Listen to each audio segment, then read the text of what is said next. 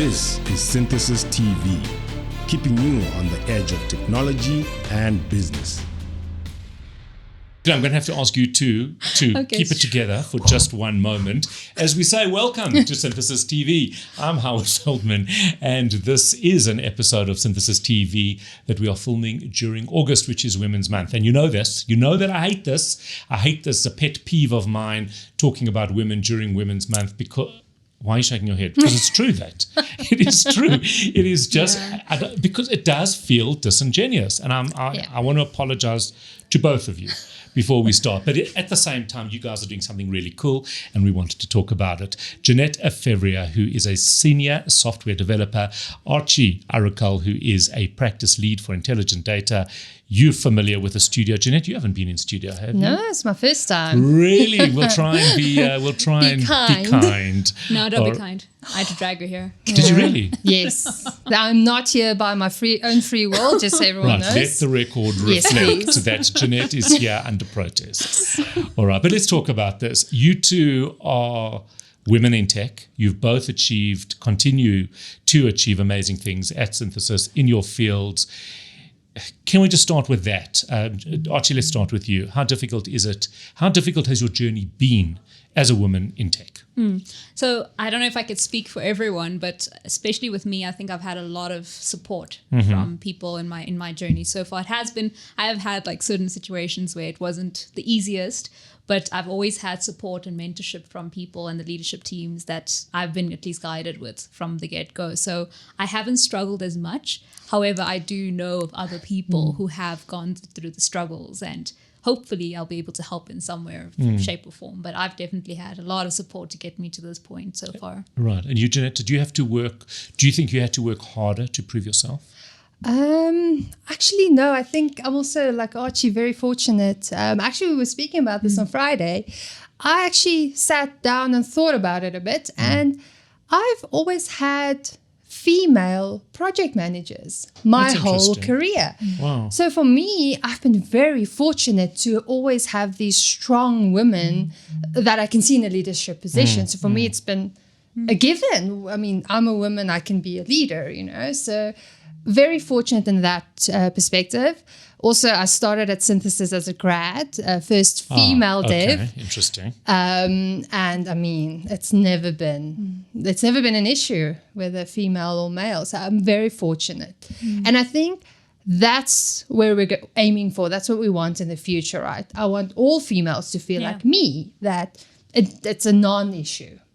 It's a non-issue whether you're male or female or whatever. In other words, become part of the tech environment if you choose to. Not do it because you're a woman or become a pioneer. I mean, not really a pioneer, but somebody who's sort of fighting the system. Yes. Do you find that a lot of women simply don't want to be in tech? I don't know who wants to take that. Okay, let me start. I have seen just generally, I mean, we spoke about this as well. When you think about a developer, it's someone with a hoodie sitting in the basement. There's already a male connotation towards that sort of role. But I think something that we often forget, and I think the broader community forgets, is tech doesn't just mean development. It doesn't just mean sitting in a basement and coding. Actually, none of us sit in the basement and code. Wow. Do you even have a basement? I do, but I don't code in there. Not that we're allowed to mention. All right, well, that question didn't go the way I thought it was going to go. So I have seen like a general hesitance towards getting into the field just because of the notion around it. So it actually says something about how the industry is portrayed, not in terms of its own image, not that women aren't welcome in tech. It's because maybe I don't want to be part of that. Sorry, I'm talking Go. a bit much. No, please. I think a lot of it is we need to try and remember that when you want people to be invited into the tech community, you need to create a space. So as much as it's not, explicitly keeping people out, you need to keep an open space so that people can actually join in the industry. Because it's all good and well if we say everyone's allowed, but you're not really being as supportive of every single shape, size, and form. You need to have that balance of both. I don't know if you want to add something. For me, I think it's what you said in the beginning. It's more of getting information out there.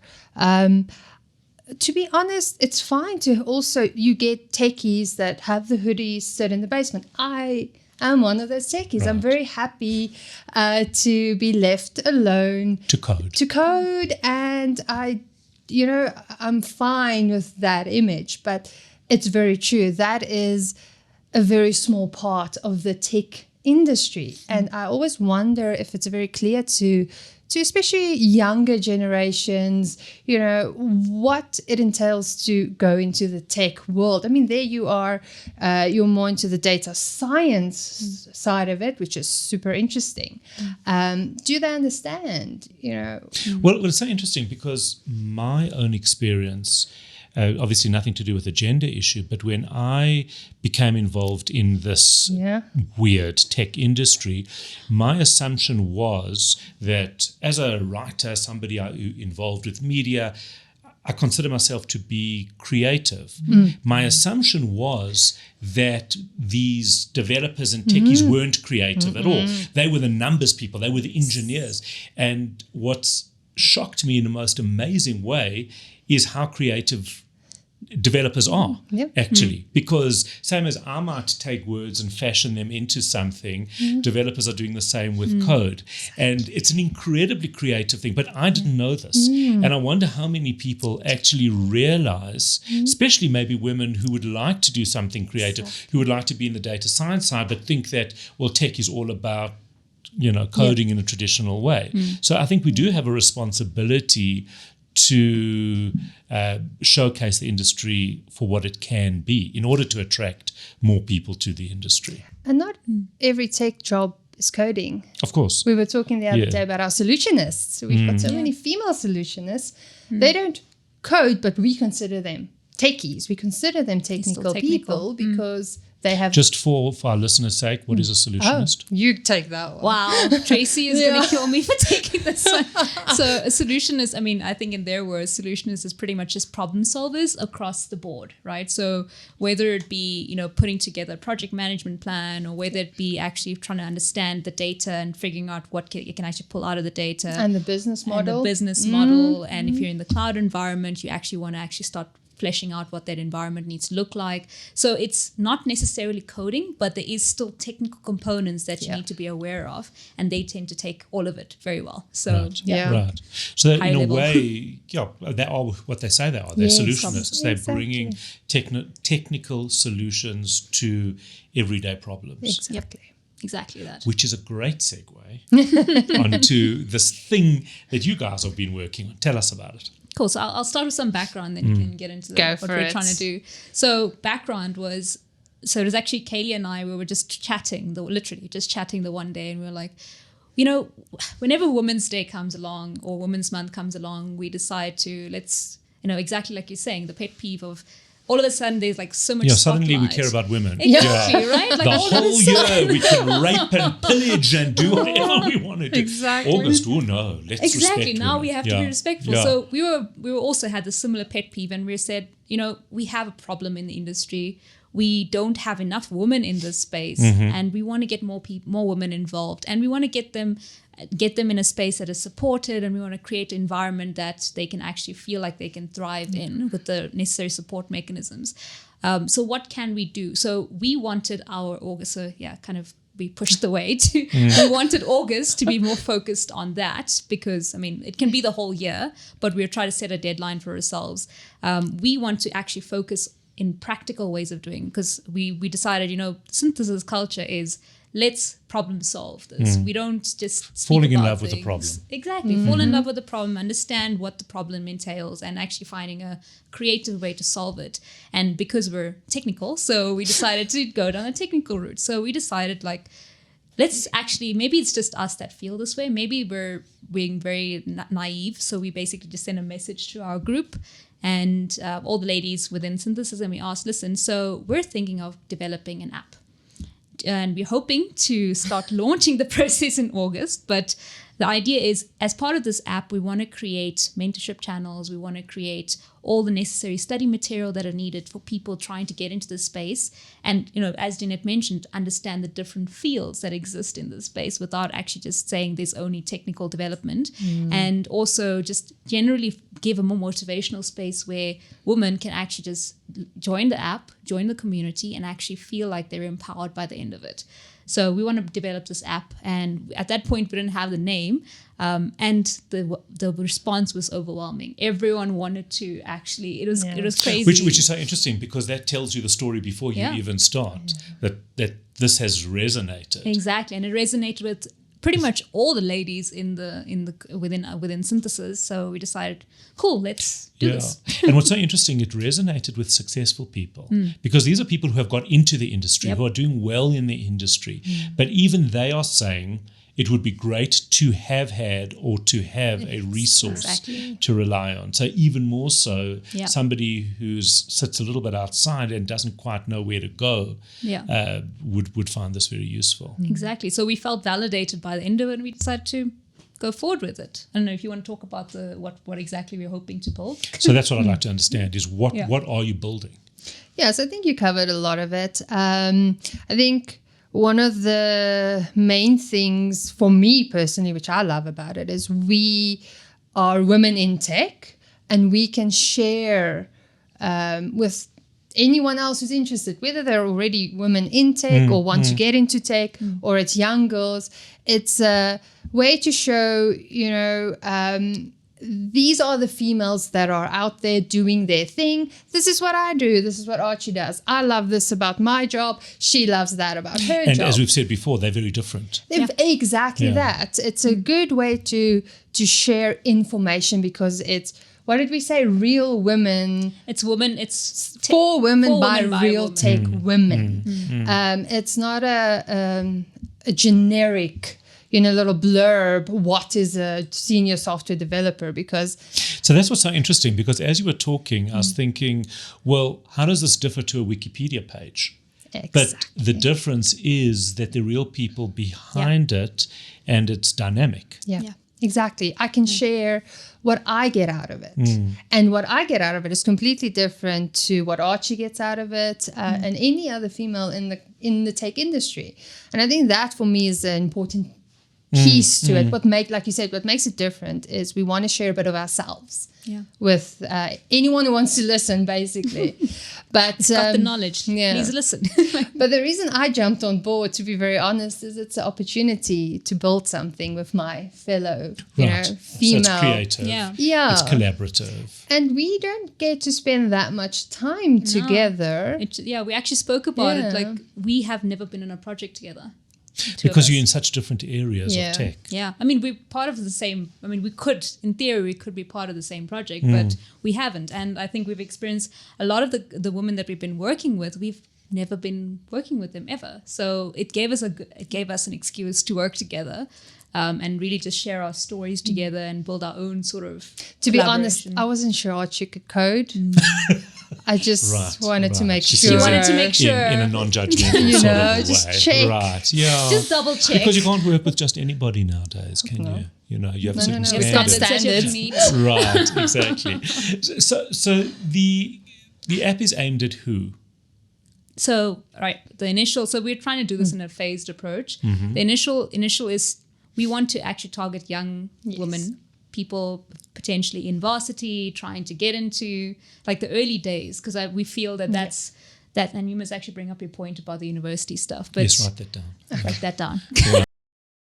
Because we've seen that. She'll talk about it just now, but definitely the young woman trying to get into the space who actually need this the most. There's a lot of confusion. So they might be doing computer science at university. They might be doing engineering. Or they might even be in high school. Or in high school. And they have an interest, but again, it's just too confusing to understand what the options are. Yeah, exactly. Do you want to talk about the university stuff that you found? Yeah, so I found this, right? Well, you found it. You told me about it. In all of your research, this is what my research, No, so it's quite an interesting... So how this came about is my brother just graduated also in IT. And we actually noticed that we asked him, how many girls started with you in the course? It was like quite a lot. There was, we were, I wouldn't say 50-50, Right, but it was a big high number, right?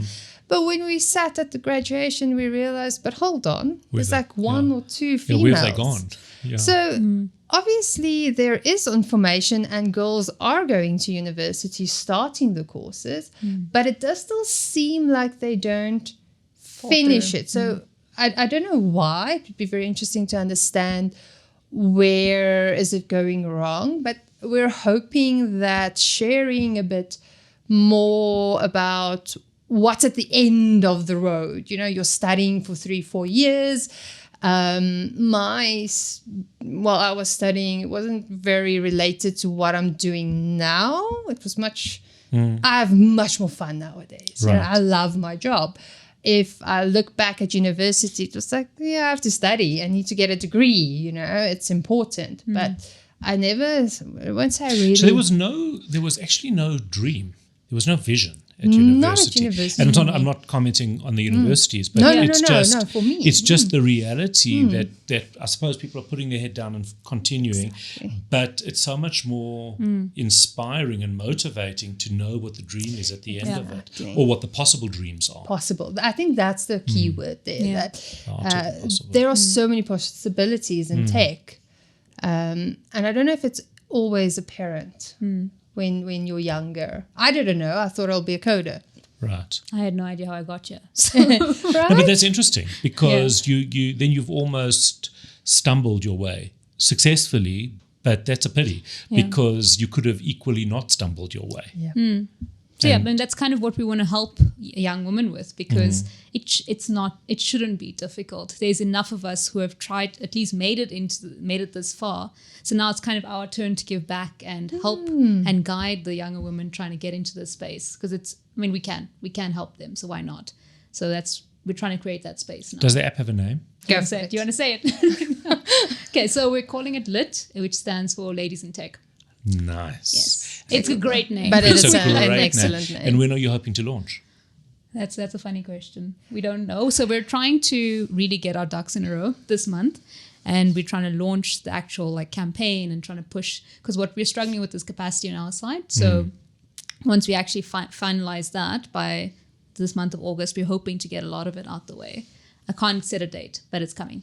And is it being launched in tranches? Of course, we are an agile MVP. company, and Agile. we have our board. Yes. We have a storyboard. We have a grooming board. So We've got everything we set just up. don't have stand-ups. Maybe Tracy will be upset if she finds out we don't have. Well, stand-ups. this is going to be on We need a public TV, solution. so maybe don't mention something Okay. that you don't want TRACY Oh, not to hear. to hear, if you don't. Okay, no, oops.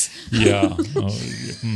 Okay. So no, but so you're hoping during this month to Yes. finalize What at least the first The first Yes, first the release. first, the and MVP. Yeah. Yeah, And what does MVP stand for? minimal viable product. Okay, very, very good. This is tremendously exciting. What does success look like for you each in this, Archie? Okay, so let me start.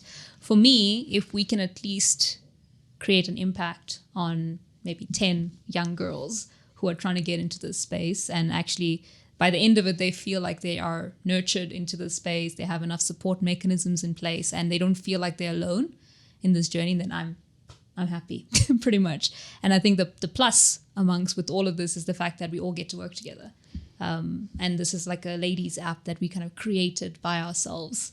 Fantastic. Yeah, so that's a win for me. So which we're already winning. So kind of my first goal So is you're already halfway completed. there. Yeah, Jeanette, success. Yeah, what do I say Can't now, copy right? me. Can't copy me. No. So yeah, for me, success would be if we can get all the ladies in the company to participate, and even like everyone. I don't care if you're technical or non-technical. If you can write a line of code, I don't We need care. everyone. Yeah, It's that poster. we need you. But that's the point, really, because the fact is that what you're trying to do is show that there is space for everybody within tech, so that and not everybody's the same. So Exactly, you do that's need right. everybody's Input. buy-in and participation in order to I mean, achieve we've that. already got an example. Melissa was running. Oh, Oh, she's my amazing. word. She just She's and amazing. she didn't write a single line of code, but she ran with everything from the designs to like how we're actually going to do all of this, and she did an amazing job so far. So we need everyone. So it's interesting because actually for you, success is almost about the collaboration and the experience, and the people that you help along the way is just a bonus to it in a way. Yes, exactly. Well, that's kind of what you're saying as well, is this collaboration of women, Yeah. people that you're working with in tech. You've had this opportunity to do it, so you're already winning this, Yeah. which is phenomenal. So this is going to be very, very exciting. We'll definitely have you both back to give us a bit of a demo That'd be when you're ready to launch. Yes. And I think this is going to be tremendously exciting. Well done to you both. Thank you. And thank you for coming in today to Synthesis TV.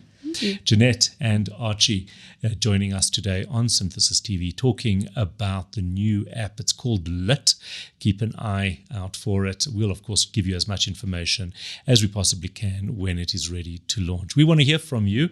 Don't forget to comment below, subscribe, and let us know what it is that you want us to talk about. I'm Howard Feldman. This has been an episode of Synthesis TV.